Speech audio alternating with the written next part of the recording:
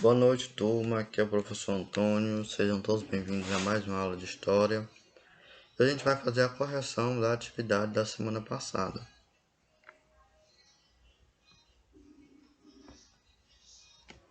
A primeira questão ela era uma questão mais de cunho pessoal, né? Por isso a gente vai responder, que a resposta dela é pessoal. Você já realizou alguma grande viagem? Qual a sensação que sentiu? Aí vem a segunda questão. No século XIV, Portugal enfrentava vários problemas. Liste alguns desses problemas. Aqui eu apontei dois: a escassez de alimento e a crise econômica. Como eu havia abordado na explicação, Portugal, depois do processo de reconquista da península, naquele território e tal, teve um grande aumento populacional e devido a isso começou a ter também uma escassez de alimento. Isso também devido que boa parte do território português que era propício à agricultura, de certa forma era utilizado como plantação de vinho, né? Plantação de uva, perdão. E existia também as crises econômicas, que eram resultado do processo de independência de Portugal. Então, devido ao processo de independência de Portugal da Espanha, ainda tinha várias crises econômicas e conflitantes. Número 3. Quais as medidas implantadas para solucionar a crise portuguesa? A solução foi exportar sua crise para além do mar, através da guerra contra os inimigos da fé, os islâmicos e o comércio com outras regiões. Então, diante da crise, das várias crises que Portugal estava sofrendo, como ela solucionou isso, né, uma solução que ela plantou, basicamente foi exportar essa crise. Exportar como? Ou seja, fazer guerras com outras regiões e também estabelecer relações comerciais.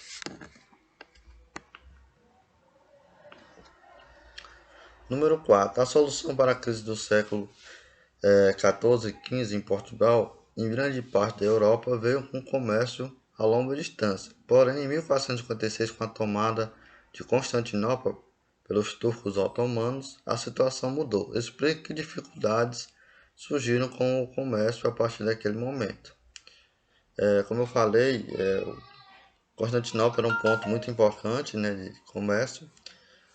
Bom, então com a tomada dos turcos otomanos, a partir do momento que eles tomaram Constantinopla, eles passaram a cobrar maiores taxas, o que encarecia muito os produtos, né? Assim, era necessário valores cada vez maiores para a obtenção das mercadorias desejadas. Além disso, né, como esse produto acabou encarecendo muito, isso também incentivou a procura de outras rotas que evitassem a cobrança ou esses inúmeros entrepostos, que cada vez que passava por esses entrepostos aumentavam mais ainda o preço dos produtos. Quinta questão: que características e invenção colaboraram para o pioneirismo português? Como eu falei, nesse processo de expansão marítima, Portugal e Espanha foram os países pioneiros, né? Principalmente Portugal. E aqui é basicamente para saber quais as características que proporcionaram a Portugal ser essa pioneira. Aí eu destaquei a região, né, característica geográfica, né? Primeiramente, Portugal se localizava na Península Ibérica, uma região e proporcionavam navegação marítima. O espírito renascentista, é bom que o espírito renascentista ele foi muito importante porque ele incentivou tanto as pesquisas como novas descobertas científicas. Então você teve o aperfeiçoamento de novas técnicas de navegação à distância, você teve o desenvolvimento e a utilização. Deixa eu corrigir aqui.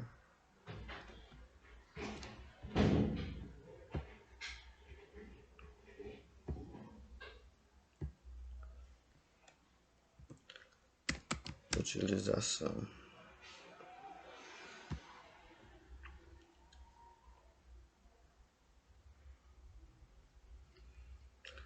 Você teve o desenvolvimento e a utilização de equipamentos como a bússola, o astrolábio, o quadrante e a cartografia, né? Então o desenvolvimento, a construção de mapas também foi muito importante naquele período.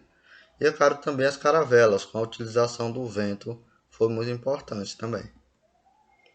Número 6. Inicialmente no processo de exploração, os portugueses começaram pelo norte da África e foram contornando. Levando isso em consideração, qual foi a primeira conquista portugueses na África. Então, a primeira conquista portuguesa além do continente europeu foi a região de Ceuta, no norte da África. Em 1498, sétima questão, os portugueses conseguiram chegar na Índia. No entanto, apesar da carga compensar financeiramente a empreitada, eles tiveram um grande número de perdas.